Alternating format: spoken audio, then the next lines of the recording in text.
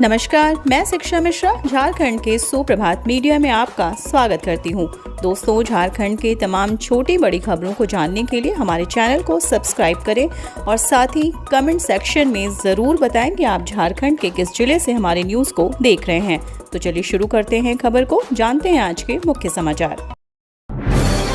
9 और 10 अगस्त को रांची के मोरहाबादी में होगा झारखंड जनजातीय महोत्सव, सीएम ने लोगों को किया जारी।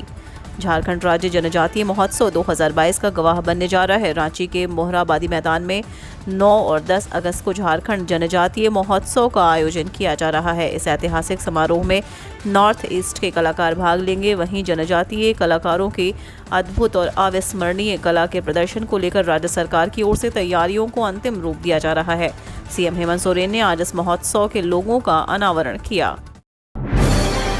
बोकारो स्टील प्लांट समेत SAIL कर्मियों के लिए खुशखबरी, नए पे स्केल का सर्कुलर जारी। बोकारो स्टील प्लांट सहित सेल कर्मियों के लिए अच्छी खबर आई है। सेल प्रबंधन की ओर से पे स्केल को लागू करने का सर्कुलर जारी कर दिया गया है। ED P&A का कॉर्पोरेट समीर स्वरूप की ओर से सर्कुलर जारी किया गया है। 19 जुलाई को हुए NJCS की बैठक में इसे पास कर दिया गया था, लेकिन सर्कुलर जारी नहीं हो सका था। सर्कुलर के मुताबिक उन कर्मचारियों के मामले में वेतन निर्धारण जो 31/12/2016 को कंपनी के रोल में थे और कंपनी के रोल पर बने वेतन निर्धारण प्रभावी होगा। वास्तविक भुगतान 1/4/2020 से शुरू होगा। सितंबर से नए पे स्केल के अनुसार कर्मियों को वेतन मिलेगा। गोड्डा के करीब 1100 हेक्टेयर क्षेत्र में छाएगी हरियाली, 6 लाख से अधिक पेड़ लगाने का लक्ष्य। संताल परगना के गोड्डा जिले में इस साल पौधरोपण कार्य का माह देरी से शुरू हुआ। साधारणतः पौधरोपण की कवायद जिले में जून माह से शुरू हो जाती थी, लेकिन इस बार बारिश नहीं होने की वजह से 1 से 1.5 माह देर से पौधारोपण की कवायद शुरू की गई। इस बार देरी का असर ये हुआ कि अब तक 1 एकड़ भूभाग पर भी पौधरोपण नहीं किया गया है। विभाग धीरे धीरे पौधरोपण कार्य में जुटा है। विभाग से मिली जानकारी के अनुसार इस वर्ष गोड्डा जिले में तकरीबन 1075 एकड़ भूभाग पर पौधरोपण का लक्ष्य निर्धारित किया गया है। झारखंड राज्य के सभी विभाग के कर्मचारियों पर गिरी गाज, हाईकोर्ट के प्रमोशन देने से इनकार। झारखंड हाईकोर्ट के न्यायाधीश जस्टिस डॉक्टर SN पाठक के बेंच ने सुनवाई करते हुए गुरुवार को राज्य में फिलहाल सभी विभागों के अधिकारियों को दिए जाने वाले किसी भी तरह के प्रमोशन पर रोक लगाने का आदेश दिया है। अब इस मामले में अदालत 18 अगस्त को सुनवाई करेगा। हाईकोर्ट के न्यायाधीश जस्टिस डॉक्टर SN पाठक की बेंच में याचिका की सुनवाई हुई। प्रार्थियों की ओर से अधिवक्ता दिवाकर उपाध्याय ने कोर्ट में बहस की याचिका पर सुनवाई करते हुए कोर्ट ने कहा था कि सभी विभागों में सक्षम अधिकारियों को प्रोन्नति दी जाए। इसी क्रम में 23 जून 2022 को DGP ने आदेश जारी किया। ASI को SI में प्रमोट किया जाएगा। इसमें यह प्रावधान किया गया कि अनुसूचित जाति और अनुसूचित जनजाति कैडर जनरल कैटेगरी में भी प्रमोशन के लाभ ले सकते हैं, जिसके बाद याचिकाकर्ता श्रीकांत दुबे एवं अन्य ने हाईकोर्ट का दरवाजा खटखटाया। रिट याचिका पर सुनवाई करते हुए हाईकोर्ट ने कार्मिक विभाग के सचिव के आदेश पर रोक लगा दी है। झारखंड में प्राइवेट विद्यालयों की जांच शुरू। राज्यपाल के आदेश के बाद झारखंड सरकार रेस में बनाई गई 4 टीमें। उच्च एवं तकनीकी शिक्षा विभाग ने राज्यपाल रमेश बैस के आदेश पर निजी विश्वविद्यालयों की जांच शुरू कर दी है।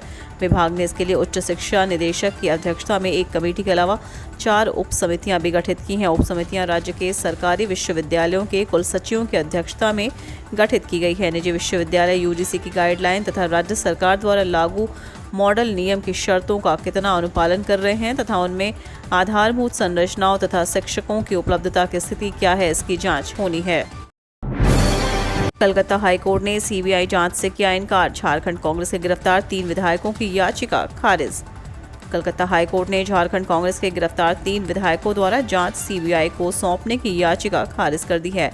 कोर्ट ने इसके बजाय CID को निष्पक्ष तरीके से जांच जारी रखने की अनुमति दी है। रुपए के साथ गिरफ्तार 3 कांग्रेस विधायक डॉक्टर इरफान अंसारी, राजेश कश्यप और नमन विक्सल कोंगाड़ी ने कलकत्ता हाईकोर्ट में CBI या किसी भी केंद्रीय जांच एजेंसी से जांच कराने की मांग की थी। इसी के तहत हाईकोर्ट ने आदेश दिया। तय अवधि से एक दिन पहले समाप्त हुआ मानसून सेशन। 6 अगस्त तक चलना था झारखंड विधानसभा का मानसून सत्र। झारखंड विधानसभा का मानसून सेशन तय अवधि से पहले ही गुरुवार को एक दिन पहले ही अनिश्चितकाल के लिए स्थगित कर दिया गया। स्पीकर रविंद्रनाथ महतो ने इस बात की घोषणा करते हुए कहा कि लोकतंत्र की मर्यादा को बनाए रखने के लिए जो बार बार ऐसे सदन की कार्यवाही में व्यवधान पैदा किया जा रहा था, ऐसे में सदन की गरिमा को बचाए रखने के लिए अनिश्चितकाल के लिए सदन को स्थगित किया जा रहा है। विधानसभा का मानसून सेशन 29 जुलाई को शुरू हुआ था और ये 6 अगस्त तक चलने वाला था। गोपालगंज में भीषण सड़क हादसा। नेपाल से देवघर जा रहे कांवड़ियों से भरी बस ने ट्रक को ठोका, 36 यात्री घायल, 4 की हालत नाजुक। बिहार के गोपालगंज जिले में गुरुवार की सुबह हुए भीषण सड़क हादसे में करीब 3 दर्जन यात्री घायल हो गए। बताया गया है कि नेपाल से देवघर जा रही यात्रियों से भरी बस ने खड़ी ट्रक के पीछे से ठोकर मार दी। इस हादसे में बस में सवार 3 दर्जन यात्री घायल हो गए। घायलों में 4 की स्थिति नाजुक है। बस में सवार यात्री नेपाल और यूपी के रहने वाले हैं। सभी झारखंड के देवघर में बाबा धाम जा रहे थे। झारखंड को कैसे बर्बाद कर रहे हैं नौकरशाह, सरकारी खजाने में ही पड़ी रह गई करोड़ों की राशि। झारखंड में पर्यटन के विकास की संभावनाएं अपार है। यदि पर्यटन क्षेत्रों का विकास होता तथा यहाँ की प्राकृतिक सुंदरता, कला, संस्कृति की ब्रांडिंग होती तो देश विदेशों से पर्यटक यहाँ आते।